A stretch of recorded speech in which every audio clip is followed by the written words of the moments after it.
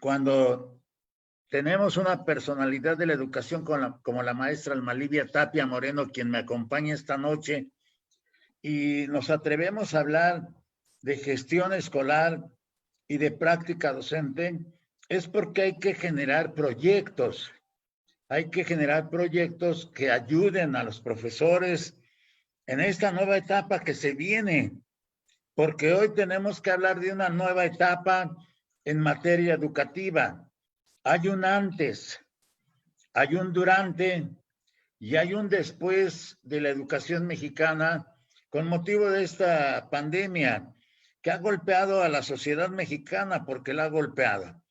Hay supuestos que se establecieron y que se pensaba que iban a funcionar, pero resulta que no han funcionado porque se han tenido que ir adaptando las condiciones.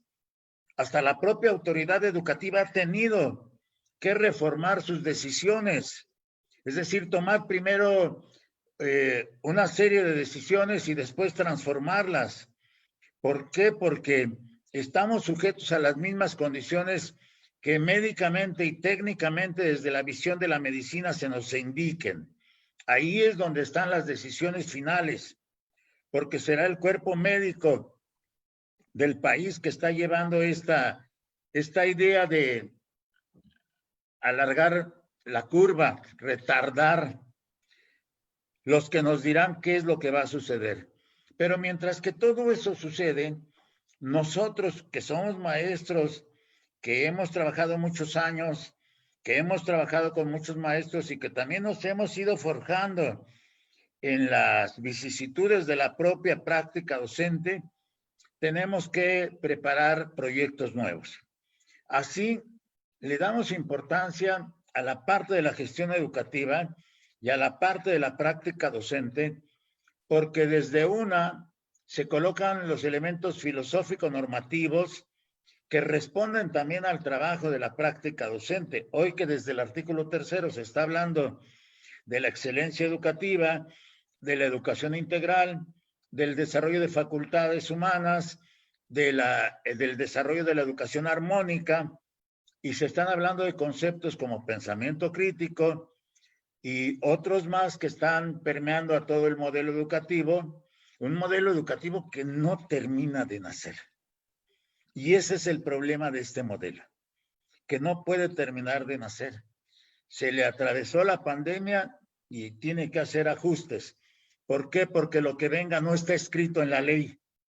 O sea, no hay nada escrito en la normatividad sobre educación a distancia. No hay nada escrito sobre la escuela en casa. No hay nada escrito sobre exámenes remediales. No está escrito en la ley. Entonces se tiene que ver de una manera diferente. Para ello, la maestra Alma Livia Tapia Moreno ha generado un proyecto de gestión escolar y práctica docente donde yo presento a la maestra Alma y le pregunto porque ella sí conoce de gestión escolar porque la vive y porque está en el lugar donde se tiene que mostrar la capacidad para resolver problemas, inclusive para prevenirlos. Maestra Alma, muy buenas noches, bienvenida a esta transmisión. Muy buenas noches, muy buenas noches. Pues, Maestra, pues hablando precisamente de la gestión escolar y de la práctica docente, ¿qué nos puede comentar ya que yo he colocado un antes, un durante y un después de este modelo educativo Nueva Escuela Mexicana que no termina de nacer? pues así es, la realidad que estamos viviendo nos ha puesto grandes retos y a nivel internacional todas las sociedades en lo local están cambiando. En educación no podríamos quedarnos atrás. Yo creo que a partir de esta situación surgen grandes compromisos, compromisos que hemos asumido desde el primer día y que seguimos enfrentando con responsabilidad, con una verdadera entrega cada uno de los maestros en la función que estemos desempeñando, grandes compromisos que sería el primer aspecto que tendríamos que atender. todos sabemos que hay una atención necesaria a los alumnados dentro de las escuelas, que hay una misión que cumple la escuela desde su existencia y que los alumnos deben ser formados a partir de la necesidad que ahora se está viviendo, que no tiene nada que ver con lo que estuvimos conociendo como vida cotidiana en una escuela antes de la pandemia. Ahora estos compromisos exigen mayor preparación, capacitación, actualización de los maestros. La realidad es que hay una normatividad que marca un rumbo y que todo el tiempo nos estamos preguntando cómo lo hago, cuándo lo hago, con qué elementos voy a responder a estas responsabilidades y compromisos que la vida escolar me presenta cada día. Y hablando de escuela a distancia o hablando de escuela dentro de los planteles educativos. Ahora sabemos que esa norma marca el camino, nos pone una misión a cada una de las escuelas y tenemos que hacer planteamientos a partir de lo que observamos en cada contexto. Esto no es una tarea sencilla. Cada director que es líder en su escuela, cabeza de su escuela, que tendría que asumir el gran reto de llevar a buen puerto el destino de cada uno de sus alumnos, tendría que unirse a su personal para crear planes basados en esos diagnósticos que planteen metas reales, que consideren como una base importante el fundamento normativo y la base teórica que tenemos hasta este momento sobre la nueva escuela mexicana y sobre la experiencia de las reformas anteriores, porque sería mentira decir que todo lo anterior se abandona porque no funciona. Vamos sumando a las experiencias pasadas, a los dominios anteriores, lo que ahora se vuelve una necesidad para continuar transformándonos en el ámbito educativo. Entonces, estos retos tendrían que hacerse conociendo la realidad en cada uno de los planteles educativos. Y estoy hablando con una persona, maestros, que se distinguió como estudiante dentro de la Benemérita Escuela Nacional de Maestros.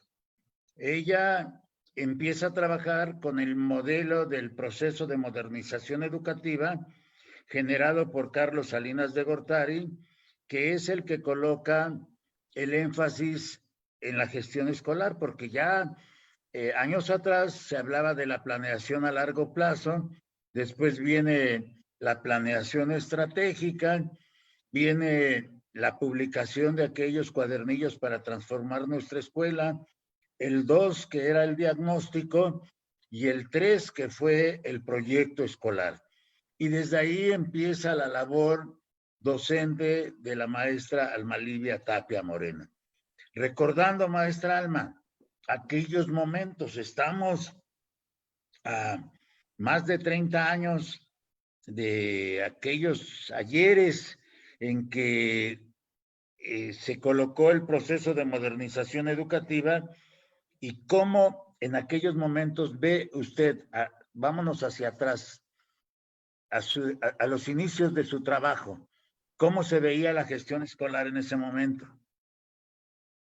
Pues yo creo que a lo largo de mi experiencia he observado la importancia que se ha venido dando cada vez con mayor fuerza a los consejos técnicos escolares, al hecho de tener un programa que marque la ruta, de hecho como proyecto escolar, ruta de mejora escolar, ahora programa escolar de mejora continua, que marque una ruta, pero creo que en sus inicios estos planteamientos de diagnóstico estaban muy enfocados a hacer un examen de conocimientos a los alumnos, situaciones que han venido modificándose, enriqueciéndose en cuanto a sumar la importancia que tiene la estructura de las familias, el contexto de comunidad donde se desenvuelven los niños, el tipo de familias donde los niños están viviendo de manera cotidiana, dónde se encuentra colocado el plantel escolar, qué tipo de alumnado asiste, de qué colonias. Son situaciones que antes no se consideraban y los planes de trabajo, incluso los informes finales de cada ciclo escolar, eran en realidad más un requisito administrativo que una verdadera revisión de lo que estábamos obteniendo como un resultado y de impacto dentro de las aulas. El conocimiento tenía mayor peso. Ahora hay situaciones que se han ido sumando y que yo considero son de gran importancia. Y reitero, el hecho de dar impacto pues bastante fortalecido al liderazgo de cada uno de los maestros, a la suma de esfuerzos en un trabajo colaborativo, con una cabeza en el director de escuela que fortalece el liderazgo de cada uno de sus maestros y que permite que juntos vayan creciendo, enfocándose hacia dónde quieren llevar a su escuela. Y este concepto que ha venido llamándose autonomía de gestión en la escuela, que ha favorecido cuando se ha comprendido cómo utilizarla, para qué nos funciona y se asume con compromiso y con responsabilidad al darle respuesta a la necesidad que presenta cada plantel en lo particular. Entonces, hay grandes diferencias. Yo me formé y con un modelo y empecé desde el 92 a trabajar con la serie de reformas que se nos han venido y en realidad se da uno cuenta que la formación inicial pues nos deja sin muchos elementos para enfrentar los retos al recibir un grupo, pues incluso ya como directora, al enfrentar el reto de manejar la gestión completa en una escuela, de trabajar con la colaboración de los padres de familia, de sumar los esfuerzos de los papás, trayéndolos como corresponsables en la formación de sus hijos. Ha sido un camino de aprendizajes continuos y ahora seguimos en lo mismo. La transformación continúa. Alguna maestra siempre nos decía, recuerden que lo único que permanece es el cambio. Y es una realidad. Tenemos que asumir que todo está cambiando constantemente y que nosotros no podemos quedarnos donde nos encontramos, debemos avanzar. Maestra, pues nosotros nos vemos como profesores. Siempre ha sido nuestro punto, desde que hemos establecido trabajo académico, nuestro punto de convergencia ha sido mirarnos como profesores. Utilizamos también un símil maestros, pero nosotros sabemos que la práctica docente es el ejercicio propio de los profesores, que docente es solamente la práctica que hace el maestro. Desde el programa de 1992 con el programa de educación preescolar y el 93-94 de educación básica primaria y el 93-95 de educación básica secundaria, ahí se colocan el desarrollo de habilidades intelectuales y de reflexión, donde la lectura, las matemáticas, la búsqueda de información son importantes.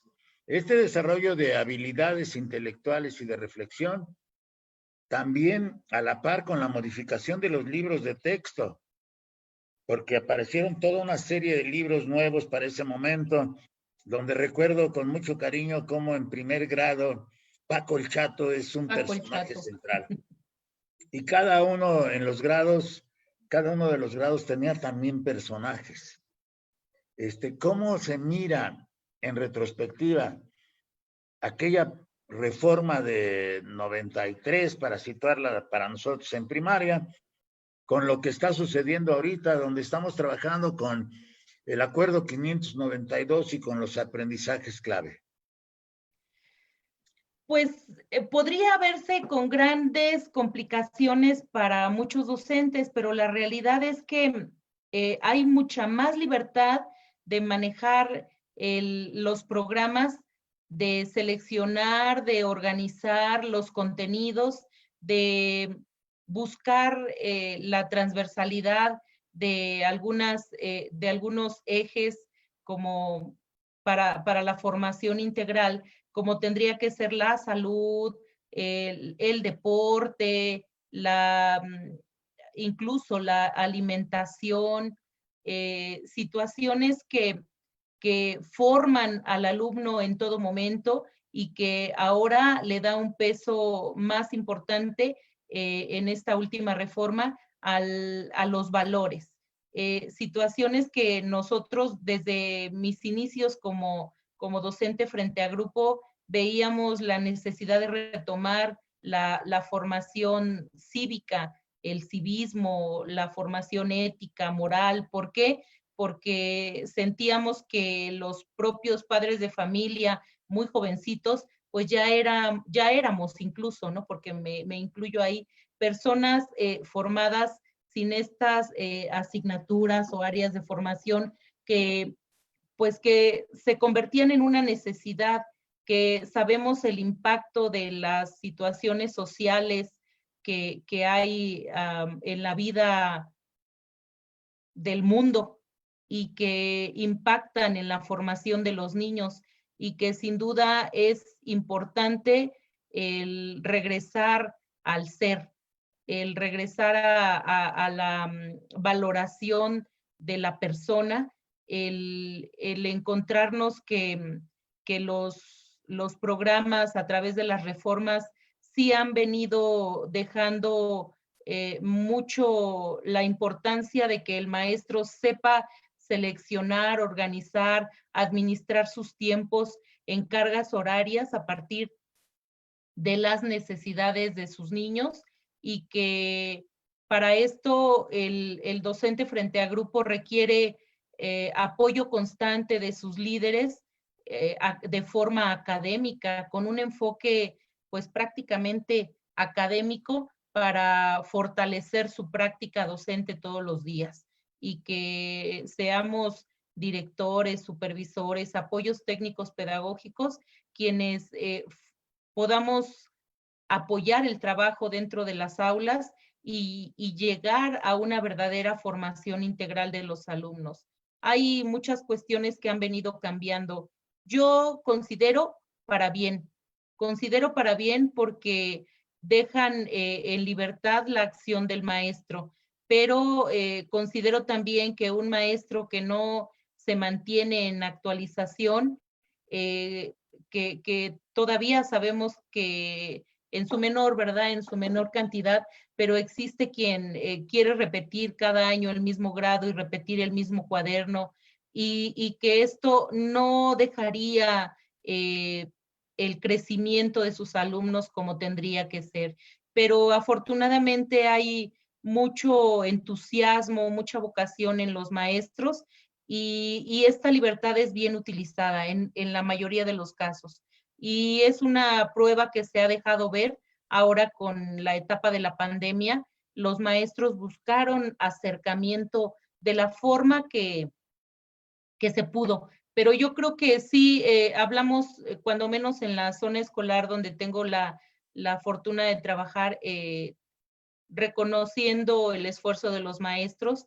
Creo que en la mayoría de los grupos, si no es que en el 100%, escasamente 1 o 2 alumnos son los que no tuvieron contacto con sus maestros. Los demás, de la forma que se pudo, han mostrado y han demostrado que se ha cumplido con un trabajo de forma cotidiana.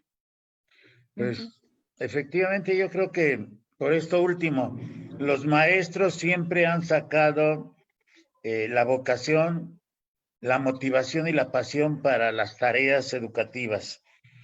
No nos quedan grandes las tareas educativas, aun cuando la autoridad puede equivocarse, porque a quien le ha tocado corregir históricamente es al magisterio, y el maestro debe de ser reconocido también en estas condiciones, porque ustedes, como nosotros, hemos trabajado con nuestras propias computadoras, con nuestros propios celulares, alquilando muchas veces plataformas, y hemos estado haciendo también un gasto.